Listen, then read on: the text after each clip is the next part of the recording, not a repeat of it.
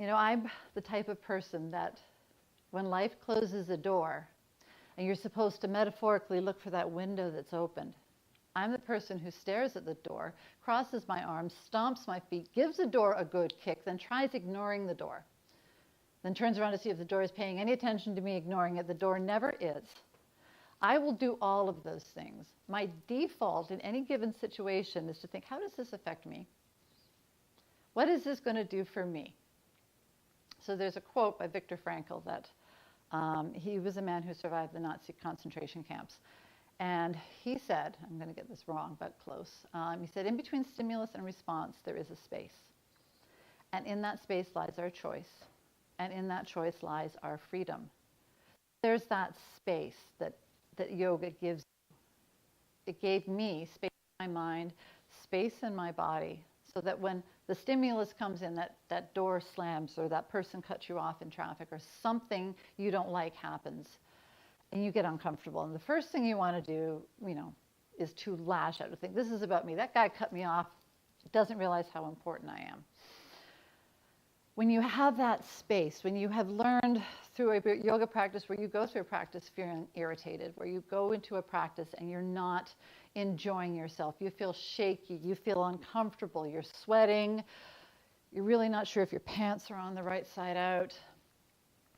But you learn, you go through these things and you just keep breathing. And then when you go off the mat, when things happen in life that make you uncomfortable, someone cuts you off, people behave the way you don't like. Most of the time, people behave in ways I don't like. I've raised 3 teenagers into adulthood, and I got to say about 80% of the time, they did not behave in a way that I thought they should be. They still don't. So when that happens, that space, the space that I have because I practice yoga, gives me a chance to consider other opportunities. And those other opportunities could be that cut me off. Maybe he's actually got a life. And there's something going on that he really needs to get somewhere quickly. Maybe that person's action, that person snapping at me, had nothing to do with me, and maybe they're just having a bad day. Maybe they got a thing going on at home that I know nothing about. And when I allow that space to sort of step back and not make everything about me, and then to be okay with, because initially I still will have that self-centered reaction where I'll be angry or irritated, and I'll think, ugh. But when I allow for those other possibilities, then I can soften. The other thing yoga has taught me is that, life will be challenging. Life will make you uncomfortable. And we have so many distractions right now that we can use to take our minds off of what's making us uncomfortable. We pick up our smartphone. We turn on the TV. We turn on the radio. We do anything to keep from experiencing feeling uncomfortable. We distract ourselves.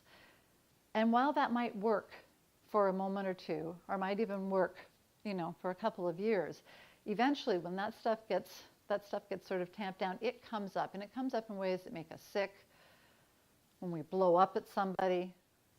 So yoga has taught me that I can be really uncomfortable.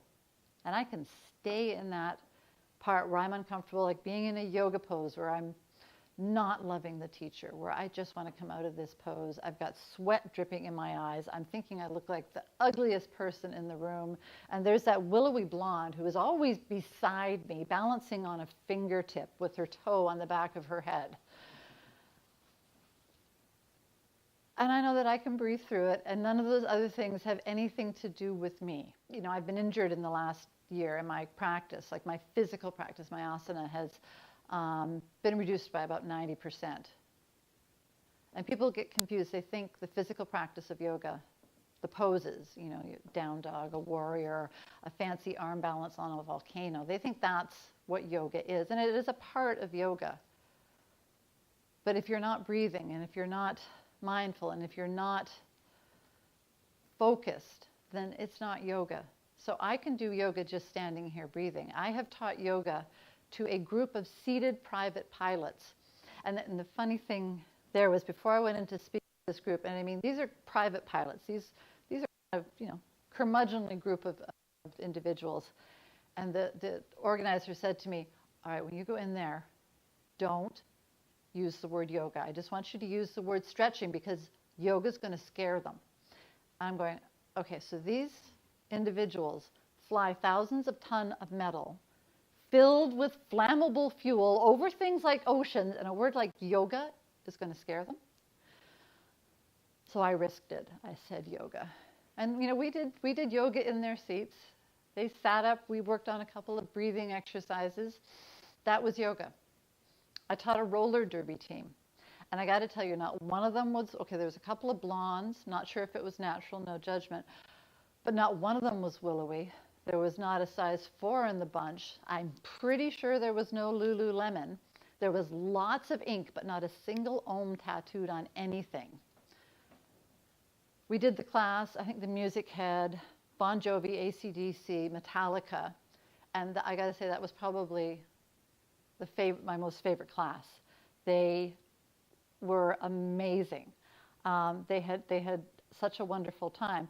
And while it's pretty to watch somebody who has a beautiful practice, it's much more beautiful to see somebody who struggles through being uncomfortable, who comes back, who breathes, or the person who, you're teaching a class and they've got this wretched look on their face the entire class. They're just like,